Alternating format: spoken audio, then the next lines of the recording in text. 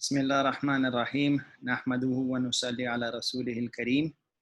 Welcome to this webinar titled Essential Skills for Effective 21st Century Engineers and Scientists. My name is Junaid Qadir. I am currently the chairperson of electrical engineering at the Information Technology University, where I direct a research lab called Ihsan Lab. And before I joined ITU, I served NUST for 7.5 years, working at SEEK's NUST. So we are now in the year 2020. So as we start the third decade of the third millennium, this year has been very eventful because of various reasons, including the dramatic effect on life by the COVID-19 pandemic. So 2020 is a very important year, and perhaps it will mark a disruption in how education works. But even before 2020, people have been now talking about 21st century skills for a lot of time. Even you would be surprised to see that the National Academy of Engineering in the US, they constituted a working group which focused on describing or articulating what the engineer of 2020 would be like and how we can focus on engineering, on educating these engineers. So this first book was published in 2004, followed by a specific book focused on educating the engineer of 2020. So a lot of time has now passed and many people are developing and articulating lists of skills that people believe are essential for the 21st century. Mostly these lists have some common items. For example, most of them say that engineers should have better communication skills, they should have better design skills, they should be more oriented with systems thinking, and they should be having people skills, intercommunication and dealing with people. So these are all what some people call soft skills.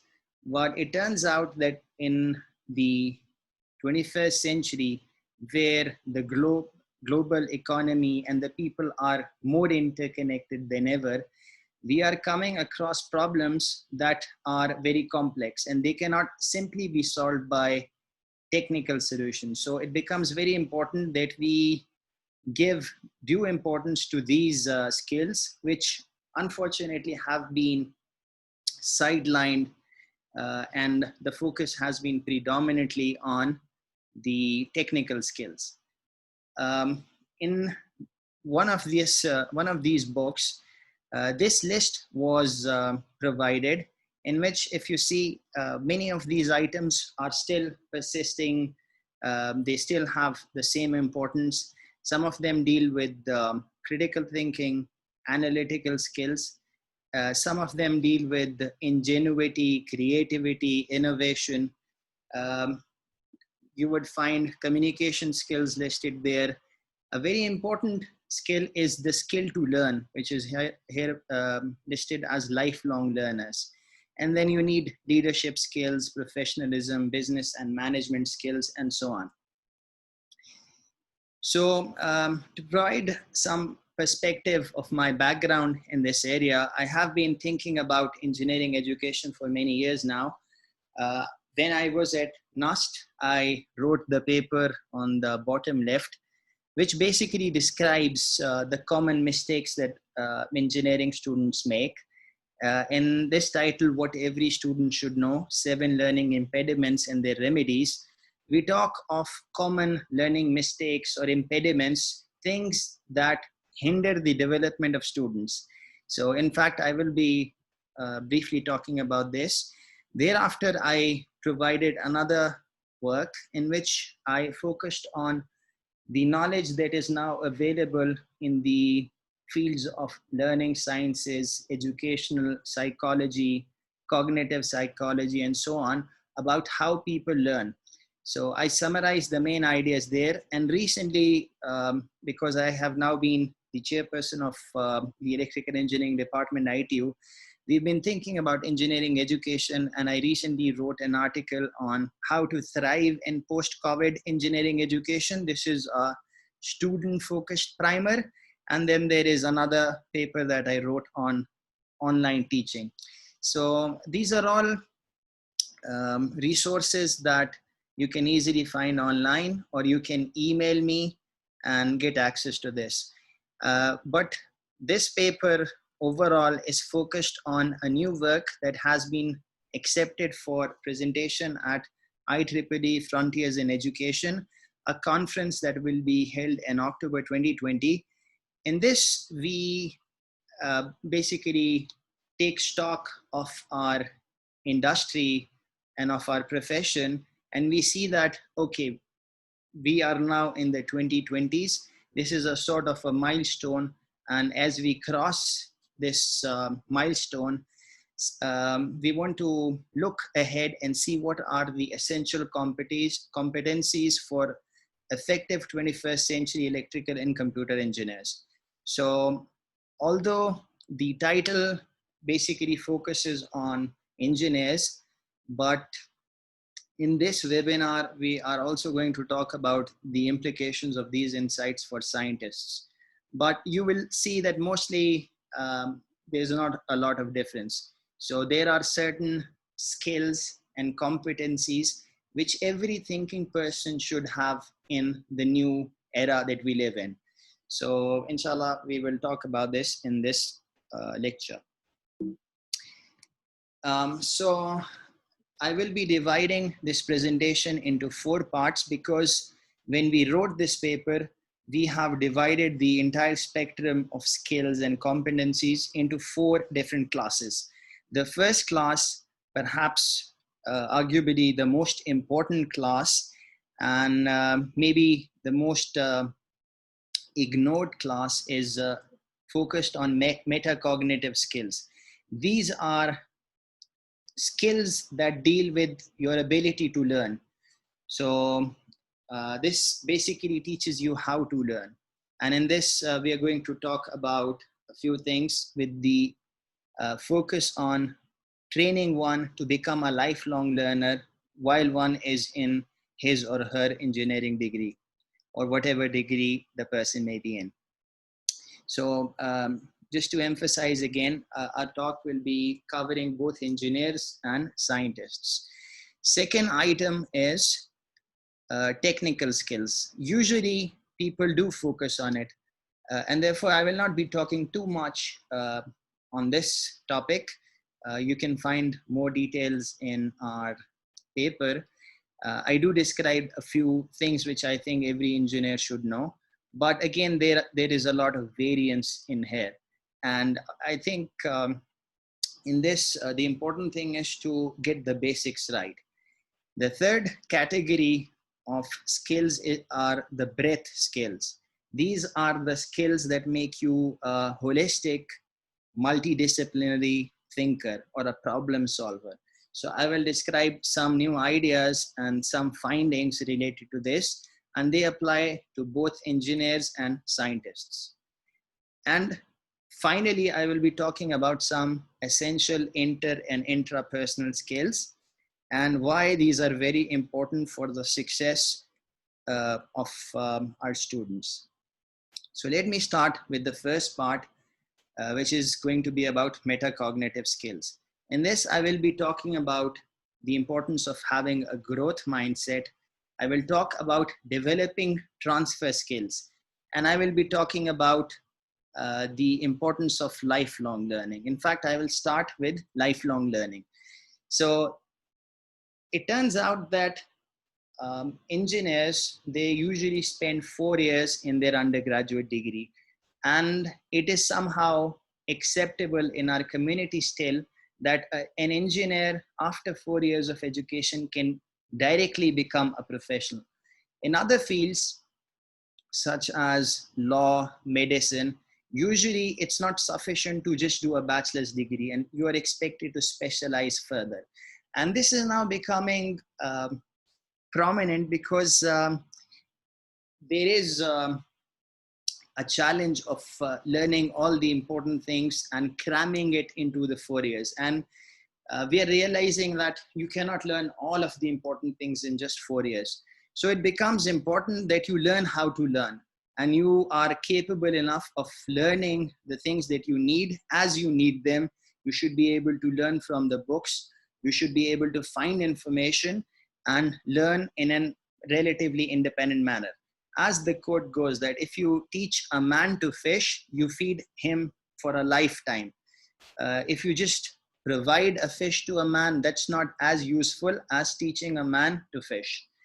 And this actually is seen in what is known as the Matthew effect.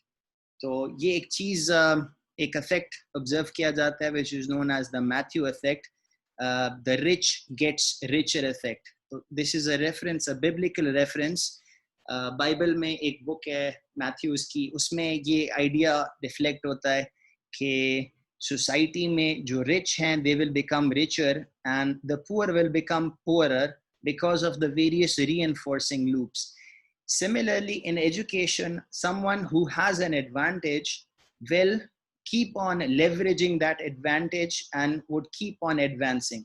So for example, if students acquire meta skills, skills like how to learn, how to read well, how to write well, they bring this skill to every subject that they read.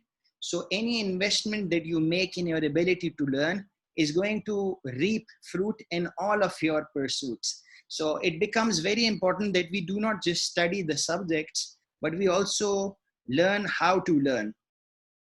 In this regard, an important idea that I would like to communicate to my students is that one should be able to find the big ideas in the area, and they should develop understandings of that.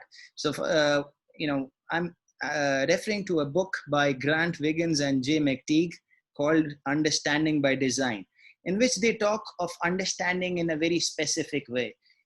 They basically highlight that most of the people who go through education, they even after taking their courses, they're not able to articulate the basic understandings of the field.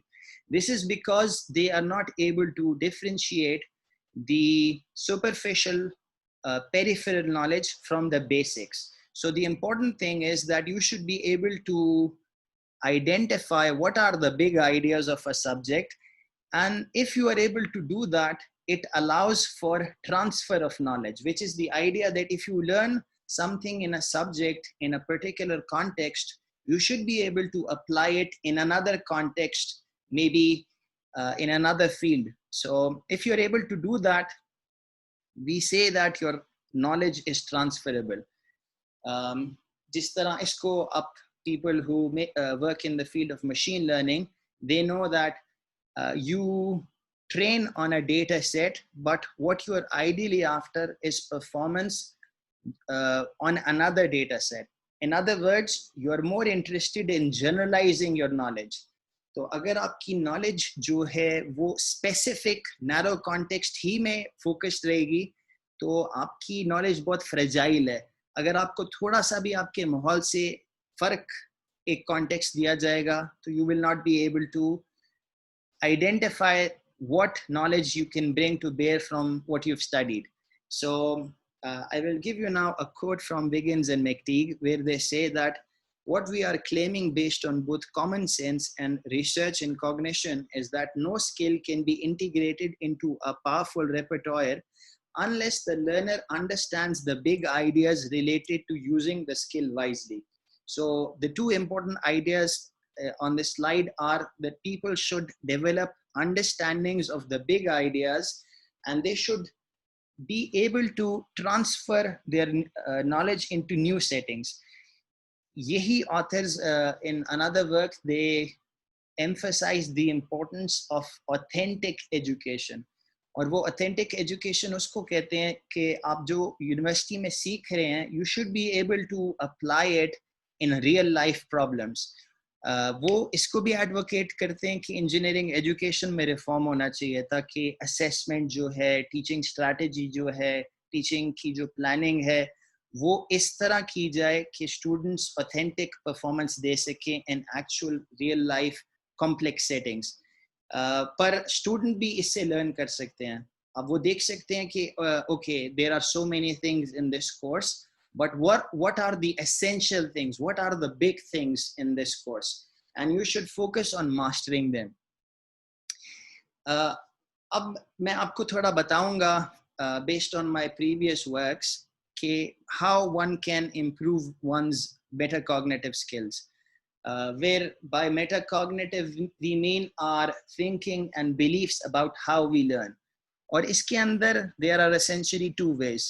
Firstly, you can become positive, you can become effective by adopting the good practices that people have proposed. तो इसको हम via positiva कहते हैं, जिसमें idea ये है कि हम learn करें about the optimal learning ideas that people have proposed, और हम देखें कि कौन सी strategy ज़्यादा बेहतर है और कौन सी जो है सब optimal है, और फिर जो अच्छे ideas हैं उनको हम apply करें.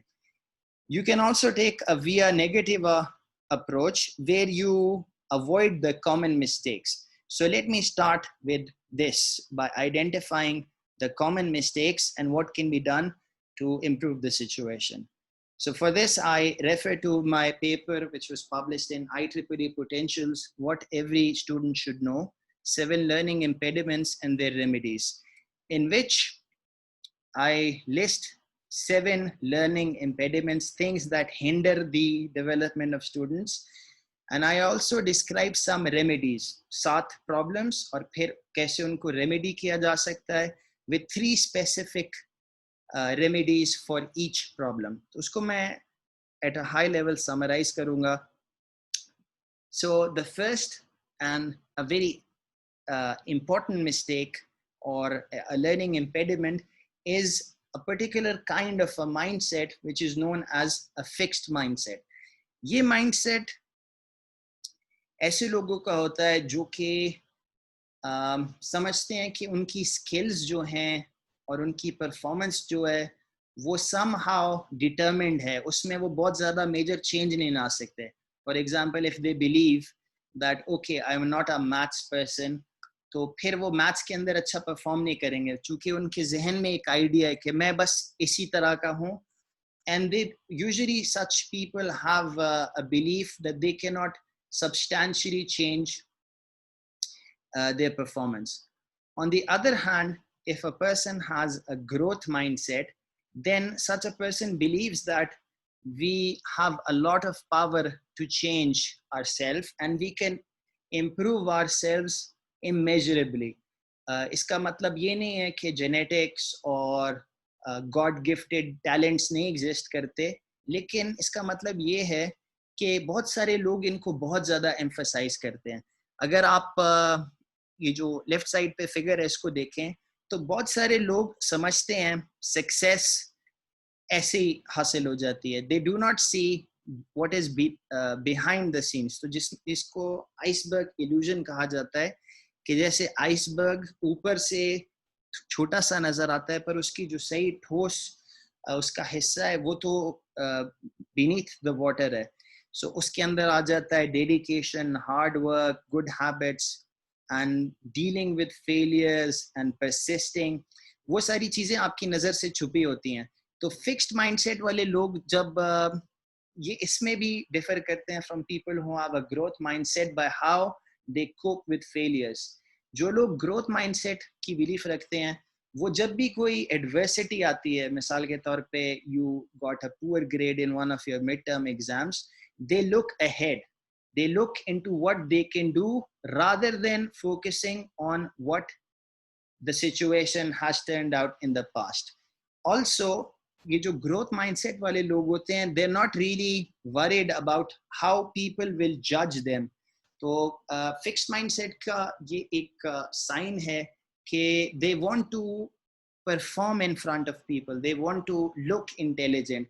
लेकिन इशू इसके अंदर ये है कि आप एक हद तक इंटेलिजेंट होते हैं, whenever you are working on a new problem, you're working in a new field, तो शुरू में जो एक लर्निंग कर्व होता है उस केस में आप कंफ्यूजन भी देखेंगे, आप एम्बिग्विटी भी देखेंगे, आप ओपन एंडेड प्रॉब्लम्स भी देखेंगे. तो इसमें बहुत सारे लोग डिफरेंटली रिएक्ट करते हैं.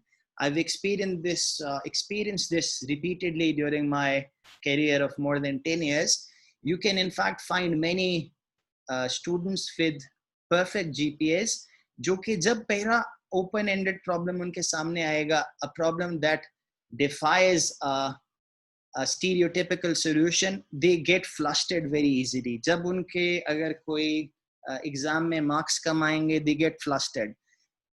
तो ये एक माइंडसेट की बात है, और ये कोई इस तरह का बाइनरी भी नहीं है कि एक बंदा या तो फिक्स्ड माइंडसेट में है या तो ग्रोथ माइंडसेट में है.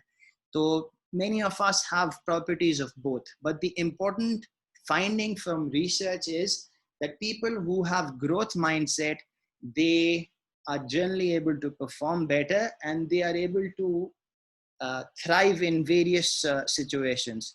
तो इसमें अगर if you're interested, I can refer you to the book Mindset by Carol Dweck.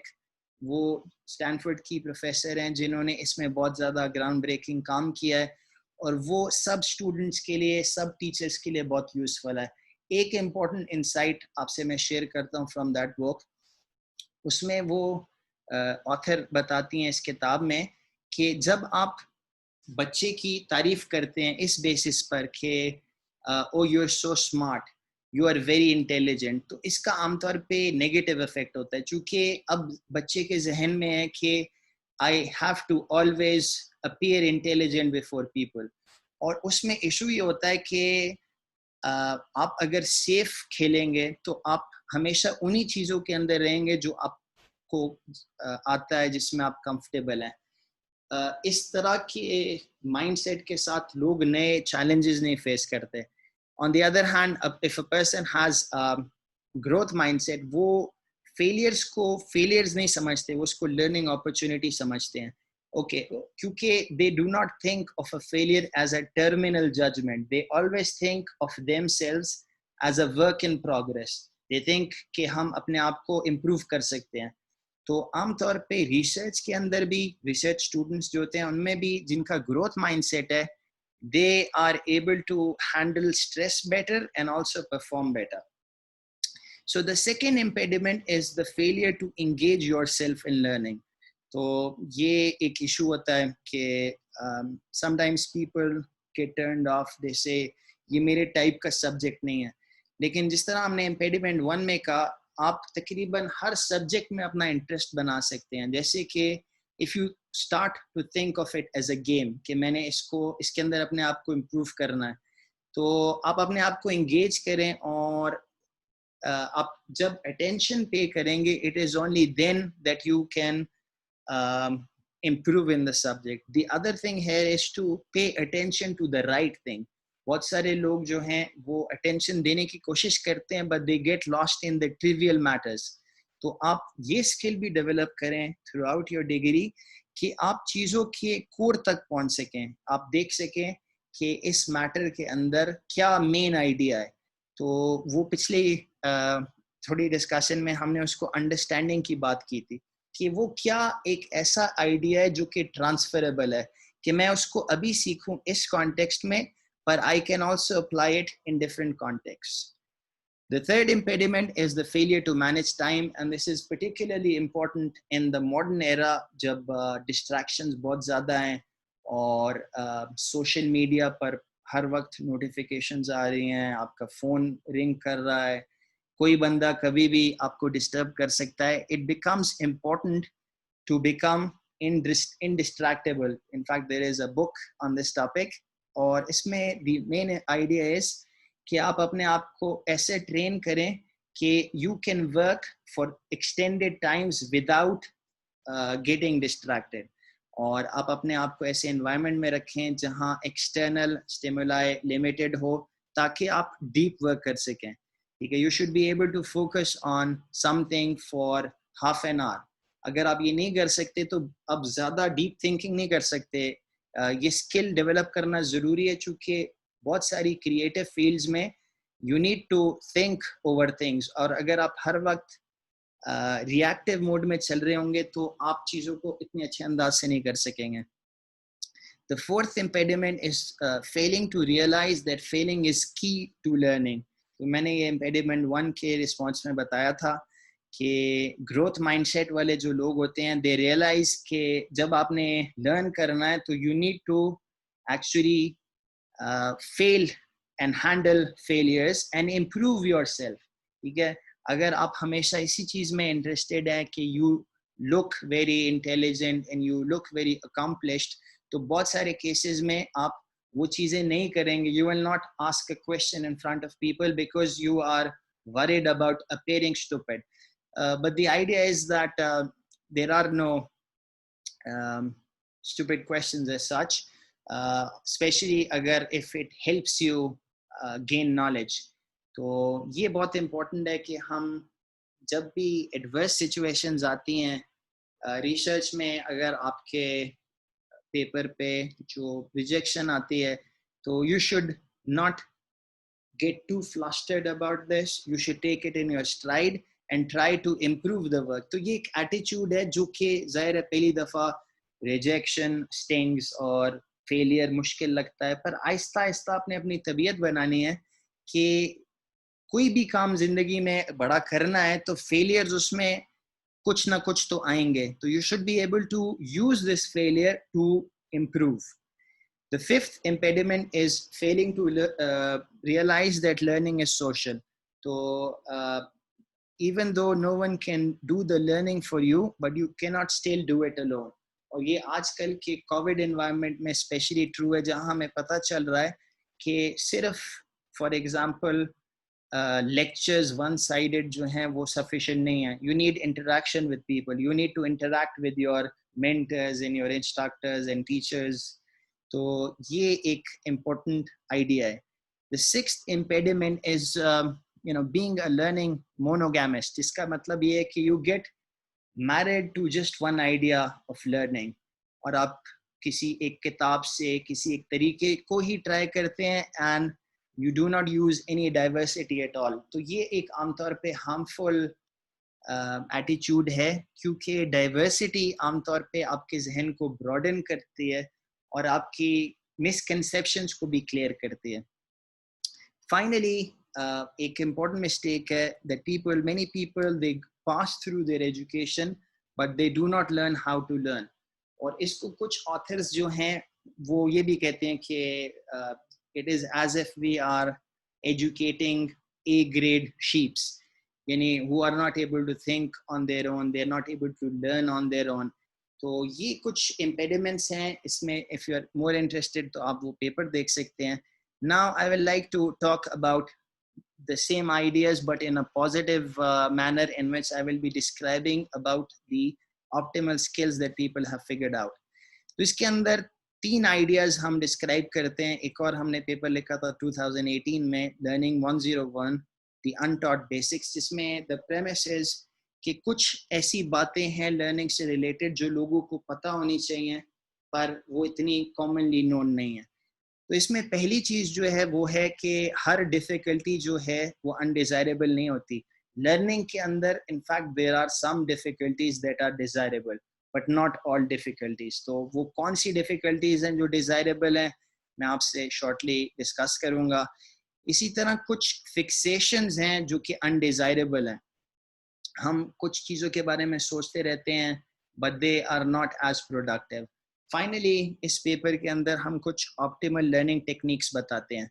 तो आप ये पेपर भी पढ़ सकते हैं, but I want to spend some time just highlighting this because हो सकता है कि आप लोग आपकी एक्सपोजर इन आइडियाज़ की सिर्फ यही टॉक हो. तो मैं आपको इन ब्रीफ बता रहता हूँ. डिज़ायरेबल डिफ़िकल्टीज जो है उसमें lot of research tells us कि अगर आपकी लर्निंग एफर्टफुल है तो वो आमतौर पे बेटर लर्निंग होती है, वो ज़्यादा देर आपके जहन में रहती है. तो जो टेक्निक्स आपकी लर्निंग को थोड़ा सा मुश्किल बना देते हैं, जिस तरह अगर आपने किसी चीज़ को तैयार करना है तो instead of cramming it at one time आप उसको स्प्रेड आउट कर दें, या आप अपने आप को क्विज किया करें, या आप instead of working on different topics in batches, पहला चैप्टर एक साथ सारे प्रॉब्लम सॉल्व किए, चैप्टर 2 एक साथ सारे प्रॉब्लम सॉल्व किए, आप इसके अंदर मिक्स थोड़ा सा करें, इसको इंटरलीविंग कहते हैं। इससे होगा ये कि आपकी जो आपका एक्सपीरियंस है इतना प्लेजरेबल नहीं रहेगा, वो मुश्किल भी होगा, थोड़ा सा आपको एफर्ट भी लगेगा ज़्यादा, but eventually it turns out कि ये डिफ़िकल्टी जो है डिज़ायरेबल है, चूँकि आपकी लर्निंग ज़्यादा देर पा होती है। तो ये यहाँ फाइंडिंग लिखी हुई है, there is a famous book by Brown, Roediger and McDaniel, जिसमें वो कहते हैं कि जो बेनिफिट है ऑफ लर्निंग का, it comes at a price. When the practice is spaced, interleaved और varied, it requires more effort. Secondly, एक इम्पॉर्टेंट चीज़ ये है कि to learn you must forget then interrupt forgetting. बहुत सारे लोग क्या करते हैं, एक साथ बहुत ज़्यादा एक ही टाइम पर क्रैम कर रहे होते हैं, तो उस वक्त they get this illusion of fluency. लेकिन ये जो इल्यूजन है ये बहुत फ्लीटिंग होती है, थोड़ी देर में आपकी फ्लुएंसी ख़त्म हो जाएगी। इसलिए बेहतर अप्रोच ये है कि पहले सीखें, फिर उसको भूलने का मौका दें, उसके बाद उस फॉरगेटिंग को इंटरप्ट करें। In other words, learning has to be sustained over time. So there's a lot of research on this कि एकदम क्रैम करने जो भी आप तरीका कर लें, it will not stick with you for a long time. तो इसमें होता ही है कि आप एक दफ़ा सीखें, learn it reasonably well, और ओवर लर्निंग का उस पॉइंट पे ज़्यादा फ़ायदा नहीं होगा। उसके बाद एक आध दिन गुजारें, उसके बाद थोड़ा सा रिवाइज कर लें, उसके बाद उसको पीरियडिकली आप रिवाइज करते रहें। ये आइडिया यहाँ शो किया जा रहा है, जिसमें कहा जा रहा है कि अगर आप अपनी लर्निंग को परमानेंट बनाना चाह रहे हैं तो आप थोड़ा सा भूलें और फिर उसको दोबारा याद करें। सक्सेसिवली जो आपके रिविजन का टाइम है वो लॉन्गर होता जाएगा, और एट द सेम टाइम जो आपको चीज़ें याद रह रही हैं वो भी ज़्यादा देर रहेंगी। यही चीज़ यहाँ भी लिखी हुई है कि disfluency, discomfort can be good for learning in some times. जैसे नीचे का कोट है कि that which does not kill us makes us stronger. इसी तरह कभी कभी होता है कि you come across a brutal course, you come across a very difficult exercise, but it helps you in various ways in your future experiences. तो ये भी किसी हद तक ट्रू है कि हमेशा ऐसा नहीं है कि जो किसी चीज़ में आप अगर मुश्किल महसूस कर रहे हैं तो आपके लिए अच्छा नहीं होगा, कभी कभी इससे आपको लॉन्ग रन में बेनिफिट्स होते हैं। The other aspect is related to undesirable fixations. तो इसके अंदर एक harmful fixation ये है कि आप परफेक्ट बनने की कोशिश करें। आप चीज़ें कर ही नहीं रहे क्योंकि आप सोच रहे हो कि मुझसे गलती ना हो जाए। ऑन दी अदर हैंड, अगर आपने सीखना है तो आपको बच्चे की तरह सीखना चाहिए, कि जैसे बच्चा जो है लैंग्वेज सीखता है, वो घबराता नहीं है गलती करते हुए, और करते करते करते वो सीख जाता है। इसीलिए परफेक्शन एक एल्यूसिव ट्रेट है। इसके बारे में नील्स बोर का कोट है कि an expert is a man who has made all the mistakes which can be made in a narrow field. तो ये बहुत ही नैरो फील्ड में आप जो है एक्सपर्टीज डेवलप कर सकते हैं, लेकिन more broadly you should be comfortable with being imperfect, पर you should be committed to improving over time. एक और चीज़ यहाँ है fixing on fluency, but we've just mentioned that fluency on its own is not sufficient.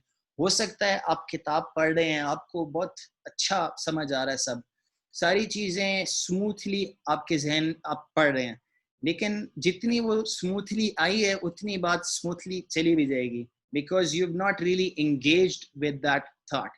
तो अगर fluency हमेशा ऐसा नहीं होगा कि आपके लिए यूजफुल हो।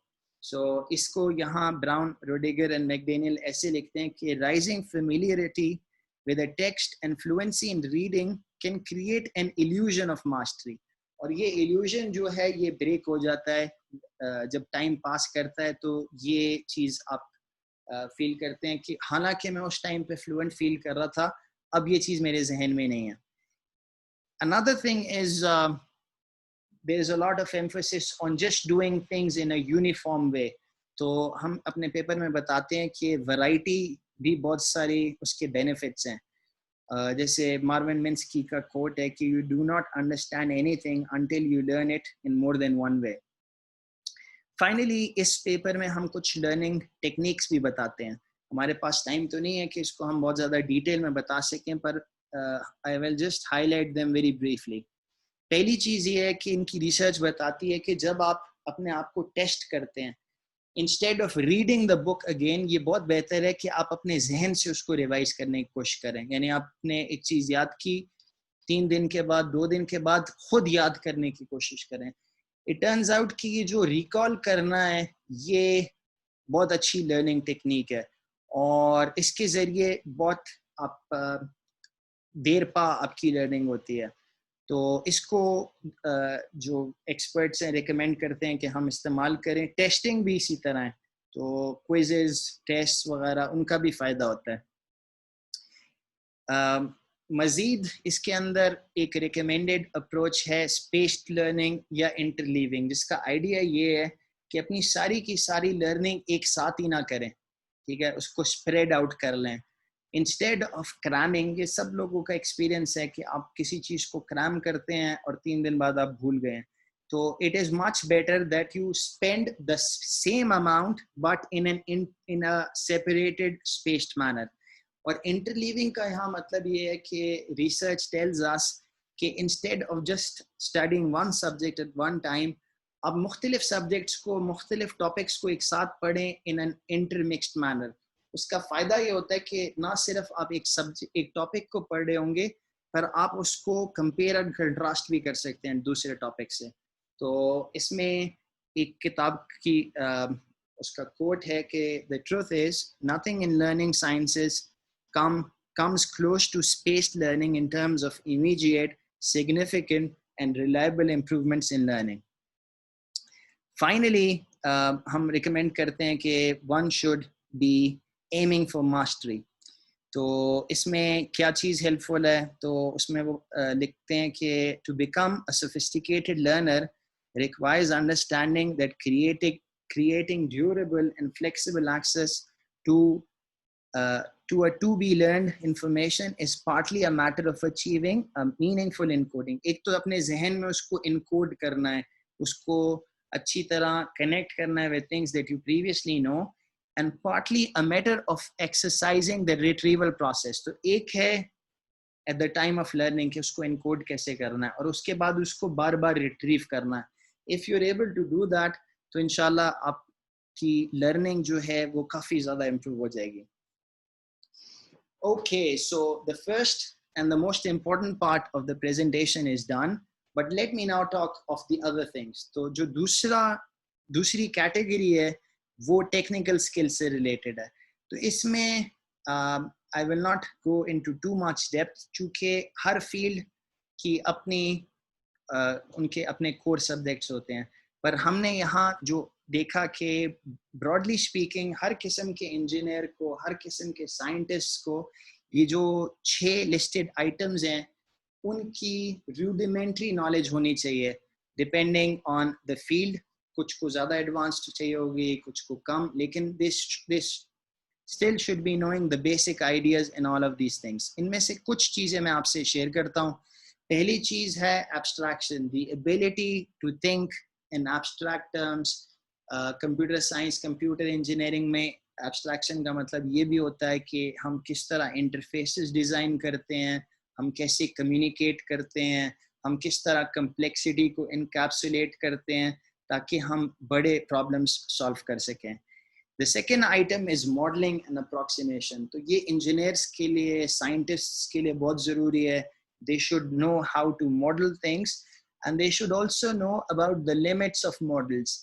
मैथमेटिकल मॉडल्स जो हैं वो abstractions होती हैं of reality.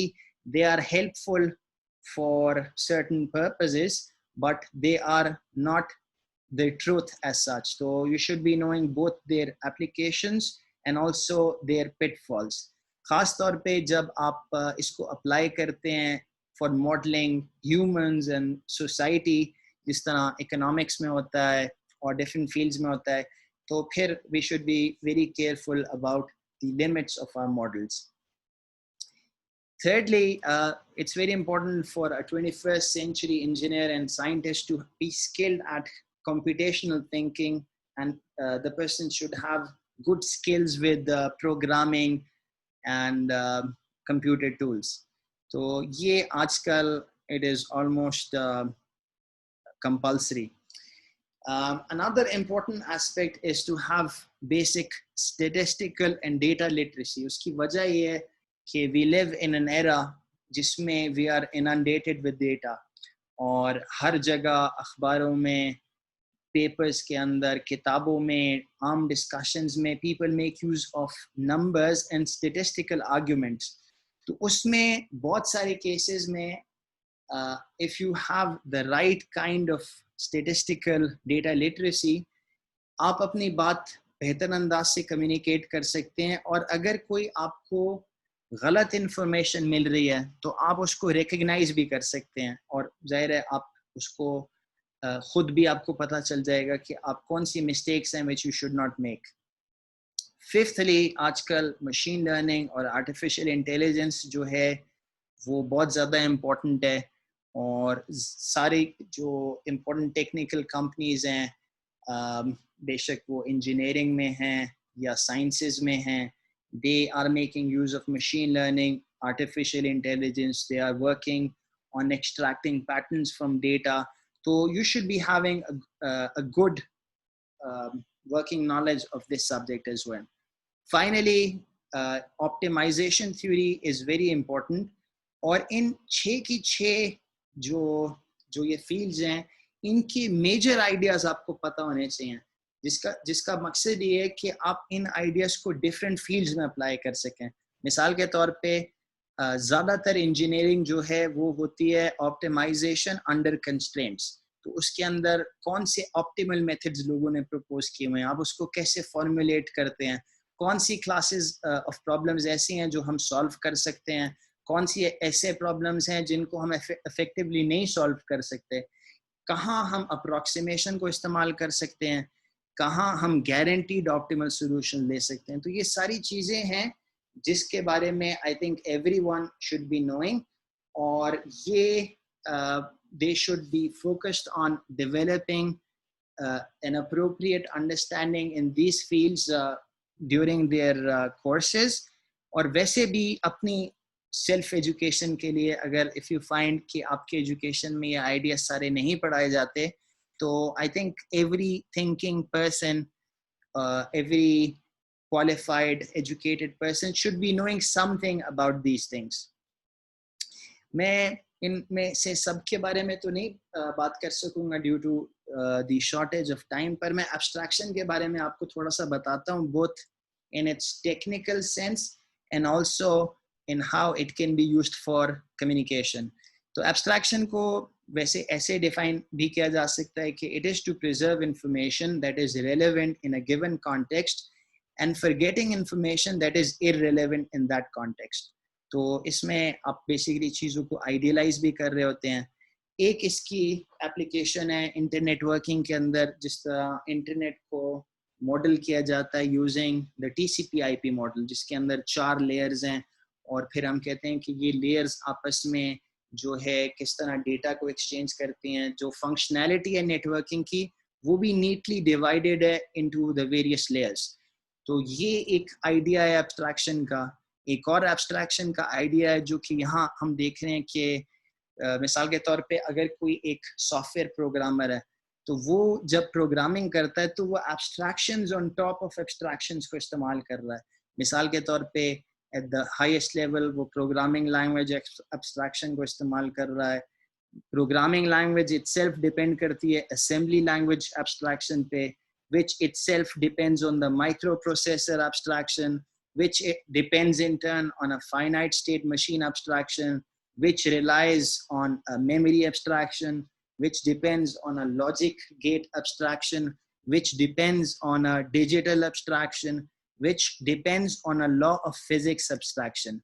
तो ये एक इलेक्ट्रॉनिक्स की किताब से तकरीबन पैराफ्रेज्ड है, जिससे हमें नज़र आ रहा है कि काम किस तरह डिफरेंट लेयर्स पे हो रहा होता है, और at various layers different people are working on it. तो इसमें it's important that one also has a bigger holistic perspective, and also that one is able to work on complex problems by dividing it into modules and then setting up communication through appropriate interfaces. Abstraction इसलिए भी important है कि communication के अंदर जब आप for example अपना research paper लिख रहे हैं, so there may be many things that you want to talk about, but you should be able to structure your argument and synthesize the various ideas ताकि आप group कर सकें different thoughts को under one heading. और फिर उसके बाद आप उसको टॉप डाउन जिसको कहते हैं, आप उसको कम्युनिकेट कर सकते हैं, पहले मेन आइडिया और फिर आप स्पेसिफिक डिटेल्स प्रोवाइड कर सकते हैं. But if you're more interested about the technical details, I can refer you to our paper which was highlighted earlier. या ज़ाहिर है टेक्निकल स्किल्स जो आप वैसे भी अपनी डिग्रीज में पढ़ रहे हैं वो इम्पोर्टेंट है. Let me now come to part 3, जिसमें हम ब्रेथ स्किल्स की बात करेंगे. इसके अंदर द इम्पोर्टेंट आइडिया इज कि आजकल का इंजीनियर जो है वो सिर्फ टेक्निकल मैटर्स में इन्वॉल्व नहीं होता, वो जो है उसका जहन होलिस्टिक होना चाहिए, उसको मोटे मोटे आइडियाज पता होने चाहिए डिफरेंट फील्ड्स के, उसको कुछ इकोनॉमिक्स भी आने चाहिए, उसको कुछ ह्यूमन साइकोलॉजी का भी पता होना चाहिए. ये नहीं कि वो उसका एक्सपर्ट बन जाए, पर इतना पता हो मेजर आइडियाज वहाँ के ताकि वो एक अच्छा इंजीनियर बन सके. बिकॉज इट टर्न्स आउट कि इवन अच्छा इंजीनियर बनने के लिए you need to know ideas from different fields. तो let me start with the fact that now we live in a society that is becoming hugely interconnected. ये जो Covid का crisis भी आजकल आया हुआ है, इसका एक फैक्टर कंट्रीब्यूटिंग फैक्टर ये है कि दुनिया जो है it is massively interconnected now. उसकी वजह से जहाँ बहुत सारे फ़ायदे हैं उसके कुछ प्रॉब्लम्स भी हैं. इसी तरह हमारे जो वेरियस एस्पेक्ट्स हैं ऑफ द सोसाइटी वो भी इंटरलिंक्ड हैं. जब आप एक चीज़ को चेंज करते हैं बहुत सारी और चीज़ें भी चेंज हो जाती हैं. इसकी वजह से जो पुरानी अप्रोच थी 20th सेंचुरी की कि फिजिसिस्ट जो है फिजिक्स में काम करे, केमिस्ट जो है केमिस्ट्री में काम करे, बायोलॉजिस्ट जो है बायोलॉजी में काम करे, इंजीनियरिंग का बंदा जिस इंजीनियरिंग में वही काम करे, it does not work in the 21st century क्योंकि प्रॉब्लम्स बहुत कॉम्प्लेक्स हो गए हैं. ऐसे प्रॉब्लम्स को कुछ लोग कहते हैं विकेड प्रॉब्लम्स, यानी कि ये ऐसे प्रॉब्लम्स हैं that defy a simple solution. इसके बारे में अल्बर्ट आइंस्टाइन का कोट हेल्पफुल है कि वो कहता था कि the significant problems we face cannot be solved at the same level of thinking we were at when we created them. तो इसके अंदर एक ये आइडिया भी है कि बहुत सारे केसेस में हम जब सॉल्यूशंस प्रपोज करते हैं तो उनके नेगेटिव साइड इफेक्ट्स भी होते हैं जो इन द फ्यूचर अपने तौर पर एक प्रॉब्लम बन जाते हैं. तो we need to know as engineers कि हमारे जो आर्टिफैक्ट्स हैं, हमारे जो आइडियाज़ हैं, हमारी जो टेक्नोलॉजी है, हमारा जो डिज़ाइन है, वो लोगों को कैसे अफेक्ट करेगा. Sometimes you will find that even when you have good intentions, आपका जो इंजीनियरिंग सोल्यूशन है उसका लोगों पर नेगेटिव असर होगा. तो सिस्टम्स थिंकिंग वो सब्जेक्ट है जिसको 50-60 साल 70 साल से लोग इस पर काम कर रहे हैं, जिसके ज़रिए कॉम्प्लेक्स इंटरकनेक्टेड एंटिटीज़ को स्टडी किया जाता है. इसके ज़रिए हम we can optimise the part the whole rather than the parts. उसकी वजह ये है कि बहुत सारे लोग जो हैं अभी they are just optimising the parts, अपनी अपने साइलोज में काम करते हैं और अपना अपना मसला हल करते हैं, लेकिन उसको करने से कई दफ़ा होता है कि आपका प्रॉब्लम कहीं और जगह रूनमा हो जाता है. तो जिस तरह हमें पता है कि डिफरेंट गाड़ियों के पार्ट्स लेके हम अगर कंबाइन करें तो we will not have a car that works, इसी तरह डिफरेंट पार्ट्स से ज़्यादा इम्पोर्टेंट होता है कि वो पार्ट्स कैसे आपस में इंटरवर्क करते हैं. तो ये चीज़ें हम सिस्टम्स थिंकिंग से सीखते हैं. इसी तरह एक इम्पॉर्टेंट एस्पेक्ट सिस्टम्स थिंकिंग का ये है कि जब भी आप इंटरवीन करते हैं उस इंटरवेंशन की वजह से कुछ कॉन्सिक्वेंसेस इमर्ज होते हैं. उनमें से कुछ तो वो हैं जो आप चाहते हैं, लेकिन कुछ ऐसे भी होते हैं जो आपने हो सकता है एंटिसिपेट भी ना किया हो और हो सकता है वो नेगेटिव हो. तो उसमें मिसाल के तौर पे जैसे ये बंदा बैठा हुआ है, उसने एक प्रॉब्लम सॉल्व करने की कोशिश की, लेकिन उस प्रॉब्लम को सॉल्व उसने इस तरह किया कि वो प्रॉब्लम थोड़ी देर बाद किसी और डायरेक्शन से ज़्यादा फोर्स के साथ वापस रिटर्न कर गया। तो हम ये नहीं कहेंगे कि इस बंदे ने इस प्रॉब्लम को सॉल्व किया, हम सिर्फ ये कहेंगे कि इसने उसके सिम्टम्स को दूर कर दिया, लेकिन प्रॉब्लम सिस्टमैटिकली अभी भी है। इसके अंदर हम ये भी we learn how to integrate our mental models. तो उसके आइडिया ये है कि हम रियलिटी को उसकी इंटायरिटी में इस तरह नहीं परसीव करते जैसे वो है, हम अपने जहन के अंदर जो मेंटल मॉडल्स हैं उसके ज़रिए रियलिटी को परसीव करते हैं।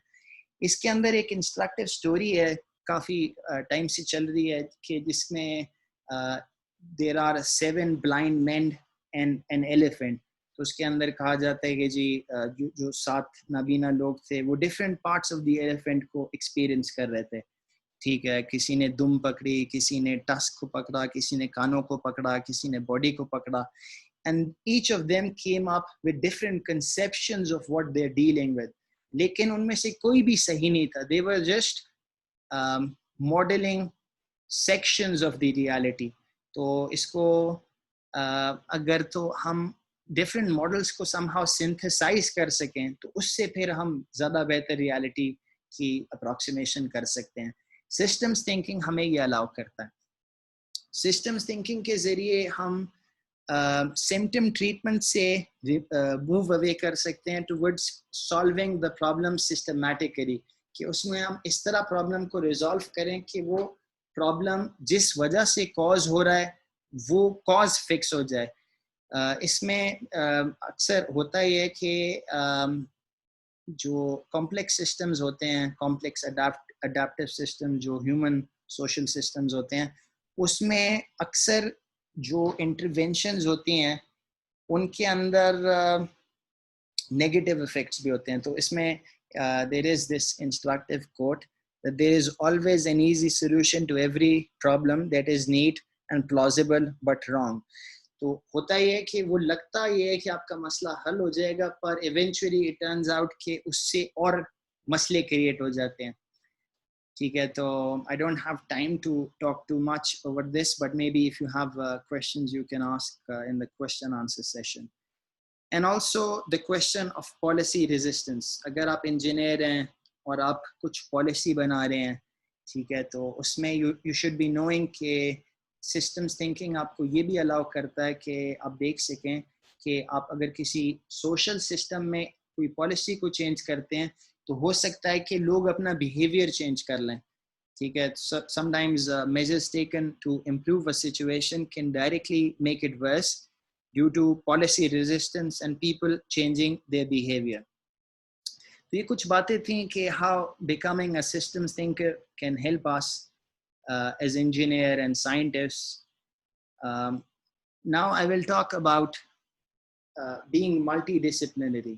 तो इसके अंदर जो मेन आइडिया ये है कि हमें डिफरेंट फील्ड्स से मेजर इंसाइट्स जो है वो कैप्चर करने चाहिए। In fact I maintain a notebook जिसके अंदर मैं डिफरेंट आइडियाज डिफरेंट फील्ड्स के, इकोनॉमिक्स से या फार फेच फील्ड्स बायोलॉजी से, मैं उनको नोट करता हूँ एंड आई हैव दिस, उसको मैं चेक कर सकता हूँ बाद में। फिर when you maintain such a catalogue, उसका उसका फ़ायदा ये होता है कि you begin to recognize instances of those phenomena in different places. तो उससे आपको फ़ायदा होता है और इसको बहुत सारे लोग रिकमेंड करते हैं कि आप अपने जहन को थोड़ा सा ब्रॉडन करें। And you should even engineering के अंदर do not specialize too early. First of all, get a good grasp of the basics in many fields.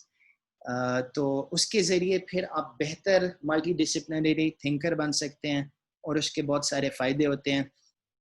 इसके बारे में थोड़ा मैं और भी बाद में डिस्कस करूँगा। इसमें एक इम्पॉर्टेंट बात ये भी है कि अगर आप सिंगल डायमेंशनल हो जाएं तो फिर you are like a hammer seeking a nail, और आप हर प्रॉब्लम पर वही सोल्यूशन अडॉप्ट करने की कोशिश करेंगे। तो इसमें एक कोट है कि if a hammer is all you have, everything appears like a nail. अगर आप इलेक्ट्रिकल इंजीनियर हैं तो दुनिया के सारे मसले आपको लगते हैं कि इलेक्ट्रिकल इंजीनियरिंग से ही ठीक हो जाएंगे, लेकिन इट टर्न्स आउट कि you need knowledge and insights from many different fields. और even electrical engineering में एक सिर्फ ट्रिक नहीं होती, उसके अंदर भी बहुत सारी डाइवर्सिटी है, तो उसके अंदर try to learn and benefit from diversity. इसके अंदर आजकल एक emerging theme है कि people should become more polymaths than they are, क्योंकि अभी काफ़ी हद तक इस तरह का नोशन होता है कि जी if you are an engineer then you should be focusing more on the sciences. Arts से इतना समझा जाता है ताल्लुक नहीं है, लेकिन आर्ट्स से और किसी भी फील्ड ऑफ नॉलेज को अगर आप सीखते हैं तो it can give you a lot of benefits in unexpected places. मिसाल के तौर पे अगर आप इंजीनियर हैं और आप आर्ट्स सीखते हैं तो it can help you visualise things, it can help you communicate your ideas, it can also help you in generating ideas. तो ये किताब है the polymath by Waqas Ahmed, ये और इस तरह की और भी किताबें हैं जो इन आइडियाज़ को डेवलप करते हैं fully. We also describe this in our paper कि किस तरह you need to combine the arts and the sciences and become a multidisciplinary holistic learner. इसमें आई वांट टू एम्फसाइज एक कॉमन सवाल होता है कि जी अगर तो आप बहुत ज़्यादा ब्रेड पर जाएंगे तो फिर it would come at the cost of depth. तो उसमें 3 किस्म के इंजीनियर्स हम क्लासिफाई कर सकते हैं.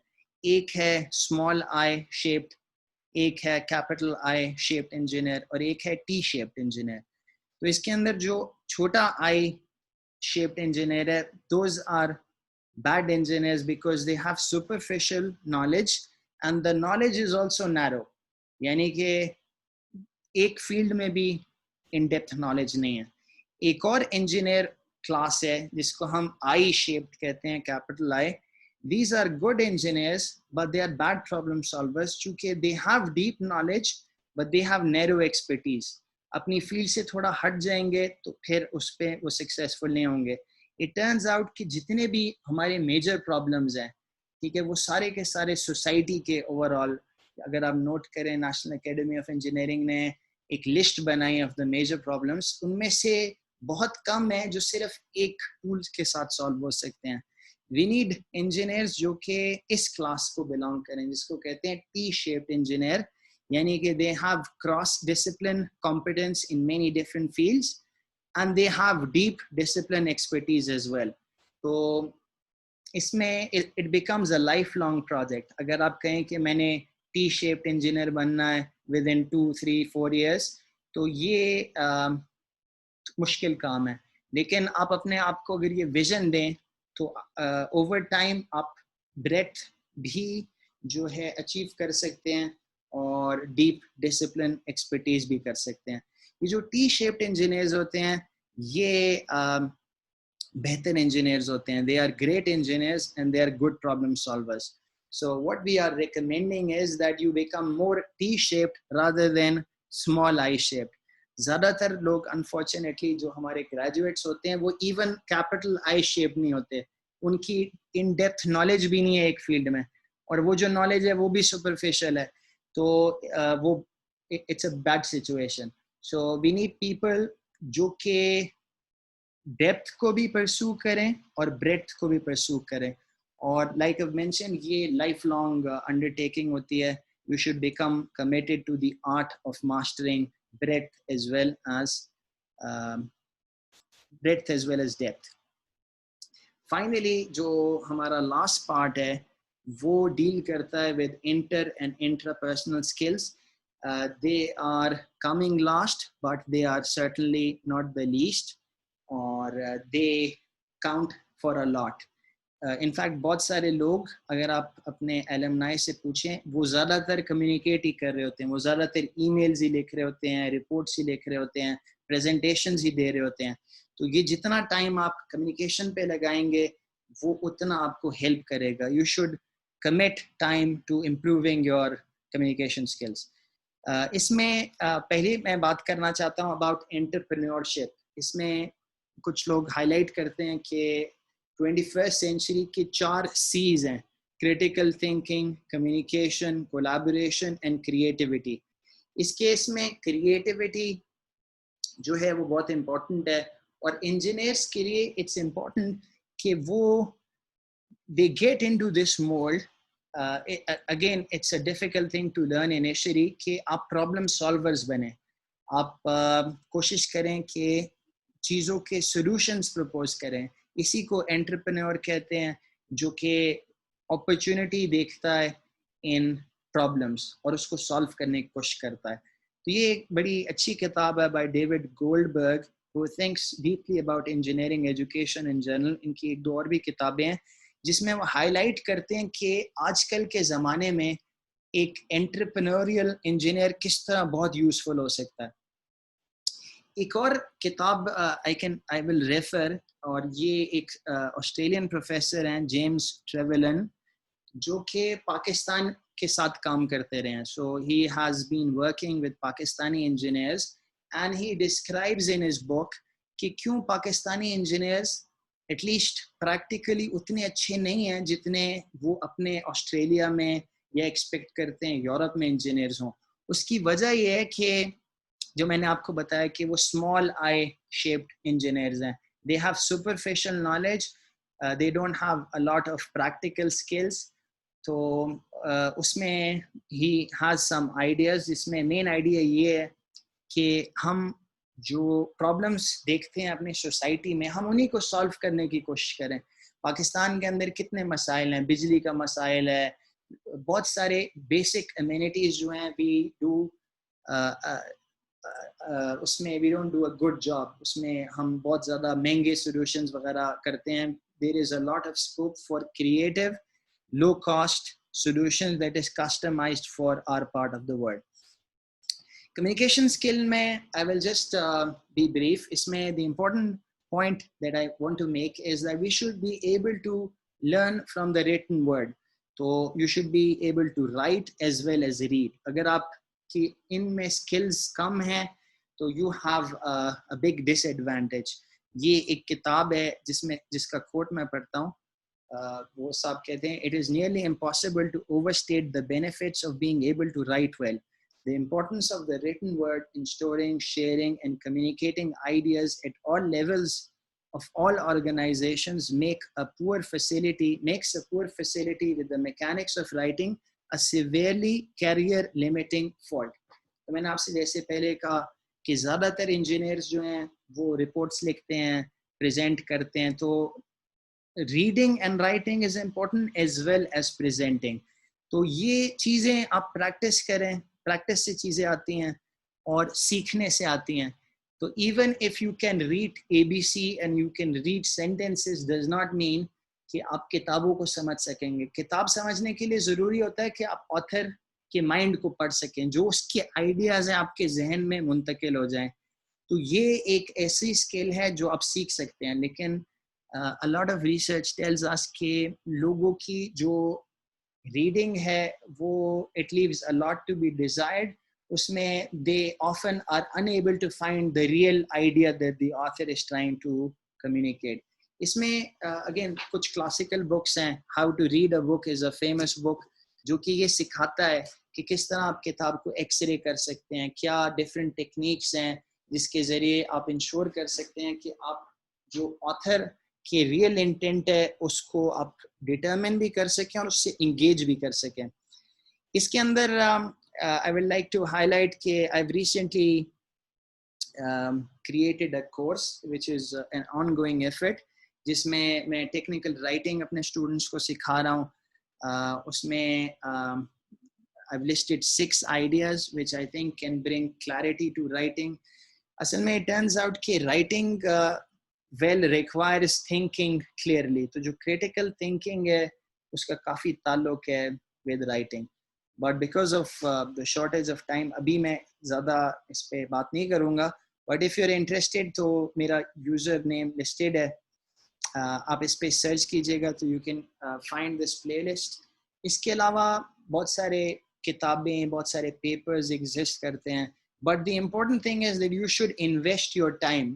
अपने इंजीनियरिंग की डिग्री में if you can spend time on it तो वो वो जो मैथ्यू इफेक्ट की बात की थी, अभी जो फ़ायदा हासिल करेंगे, it will help you always. Also, it's important to act ethically and with wisdom, and this is especially it has always been an essential part of the Eastern tradition. Isme, as engineers, you need to know that every technology is both a burden and a blessing, not either or, but this and that. तो ये जो author थे नील postman, उनका important insight ये है कि technology दोनों उसके एस्पेक्ट्स होते हैं, पॉजिटिव और नेगेटिव, और वो ऐसा नहीं है कि या पॉजिटिव है या नेगेटिव, उसके दोनों साइमल्टेनियसली होते हैं.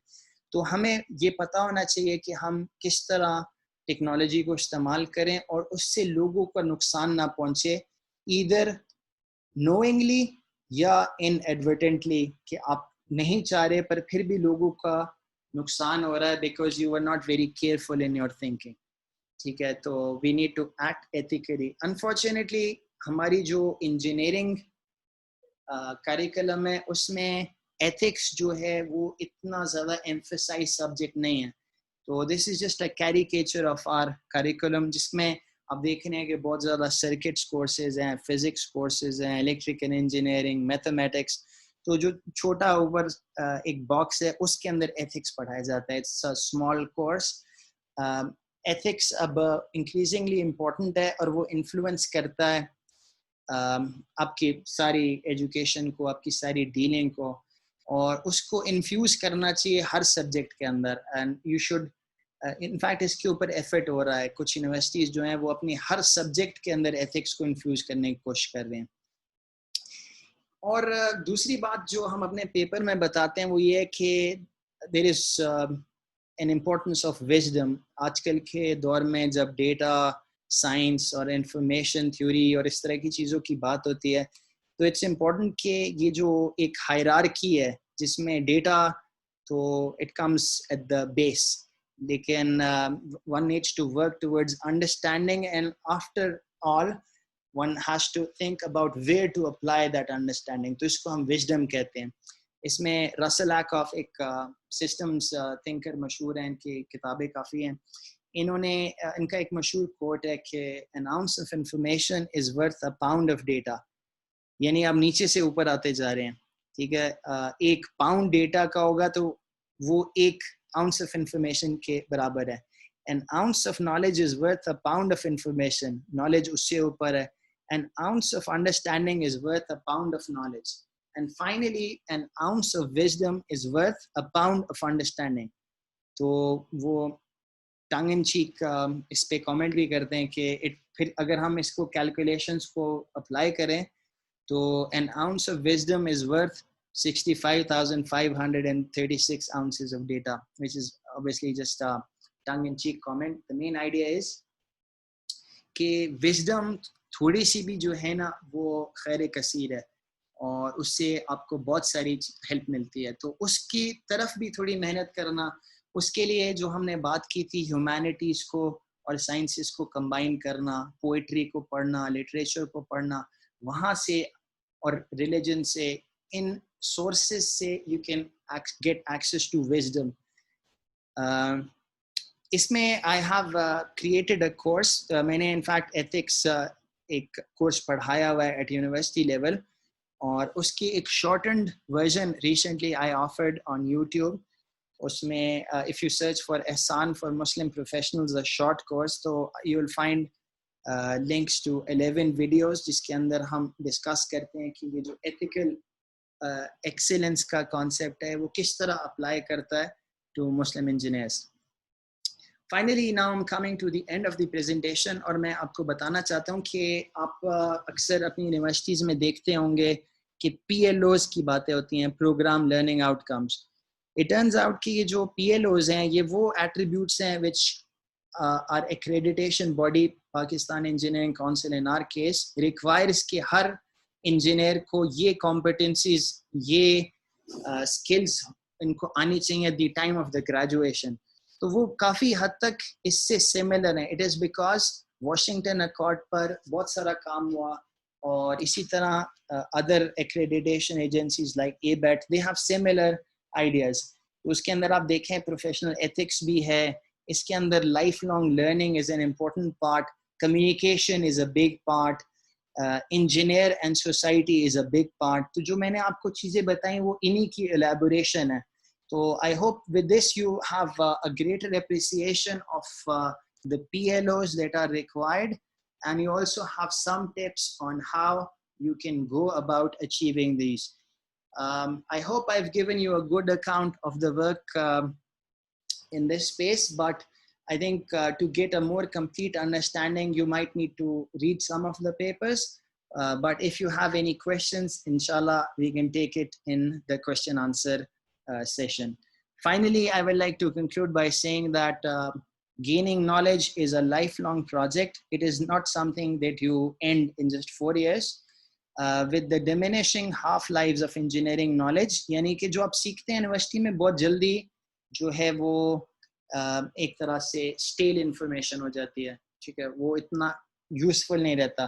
तो इट बिकम्स इम्पॉर्टेंट कि हम जो टाइमलेस स्किल्स हैं, जो क्लासिकल स्किल्स हैं, उनको सीखें और हम सीखना सीखें, ताकि जब हम यूनिवर्सिटी से जाएं, अभी इतने ज़्यादा प्रोफेशंस हैं और हर साल दी फील्ड्स आर चेंजिंग, नए फील्ड्स बन रहे हैं। तो इट्स इम्प्रैक्टिकल टू अज्यूम कि आप जो यूनिवर्सिटी में सीखेंगे वो सब कुछ सीख लेंगे जो अपने इंडस्ट्री में इस्तेमाल करना होगा। On the other hand, university should train you for a range of fields, and it should train you in how to learn. So we also recommend that you should have broad knowledge in many fields, and this is especially important in this new era in which we have great interconnection. So with this, I come to the end of my lecture. Inshallah, I will look forward to interacting with you in the question answer session.